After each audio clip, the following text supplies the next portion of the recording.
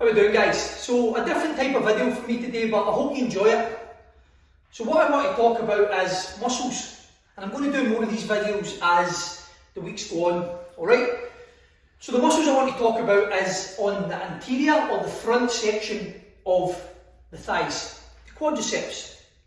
So when we talk about quadriceps, we generally mean 4, which is quad, but there is a 5th, which we'll talk about in a second, alright?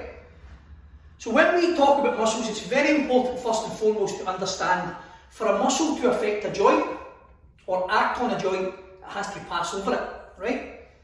And for a muscle to work that joint, it has to shorten and pull the insertion point where it finishes towards the origin point where it starts. So when we discuss the quadriceps, alright, so we'll talk about the 4 at the moment. We think about the quadriceps as vast muscles, or generally the big muscles in the body. So if we think vastus, that's exactly the name of 3 main quadriceps. I want to introduce you to slim. So if we look at slim, slim is standing in what's called the anatomical position, alright? Generally when you see a poster of a skeletal system or a muscle system, they stand here, palms forward. This is an anatomical position. If you imagine we cut a line right down the centre of slim, right? This is the central line or the medial line. On the outside is the lateral section or the side.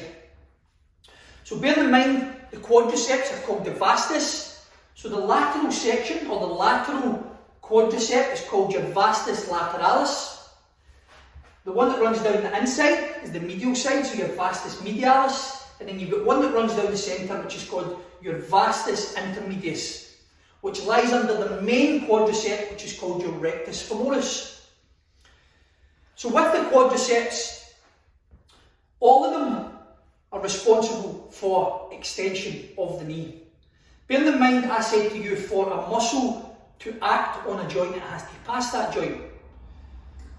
So with your vastus lateralis, remember we're talking about the lateral section, it originates on the upper anterior lateral section of this bone here, which is your femur, your main thigh bone, right? So it originates up here, it comes right all the way down, passes through the patella tendon, which is your kneecap, and originates here in your tibial tuberosity, alright? Inserts in here at your tibial tuberosity. So for that to affect that joint, it has to pass it, alright? So that extends the knee. It's the same with your vastus medialis. It originates up here in the anterior medial shaft of this main bone, which is your femur. Comes all the way down through the patella tendon and onto your tibial tuberosity again, where it inserts.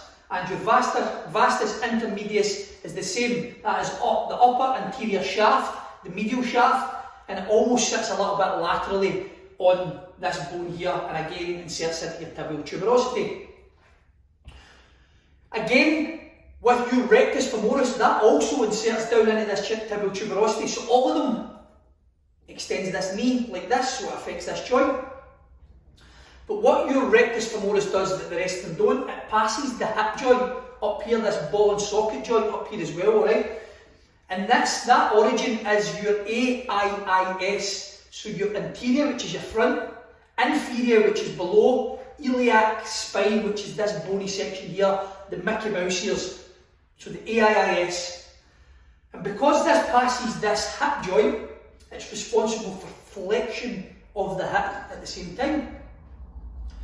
Then when we discuss the 5th one, which is your Sartorius, that originates a little bit higher, so your ASSI, so instead of your inferior, it's your anterior superior iliac spine, which is just above it. Again, it acts through the hip, comes diagonally over all the quadriceps, comes beyond the patella tendon, but that actually inserts in the upper medial shaft of your tibia, which is your shin bone. So this is quite a special quadricep, so it helps with flexion and extension of the knee, so it aids the quadricep, but it also acts and aids the hip flexors at the same time. What it does is it's responsible for lateral rotation of the upper leg. It's responsible for abduction, so you're taking your leg away, upwards, and it also flexes that hip joint as well.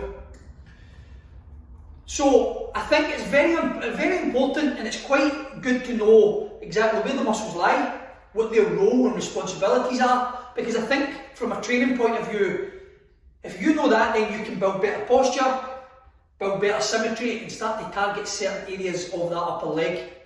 Let me know in the comments below how you found that, and I'm planning to do loads more. Alright guys?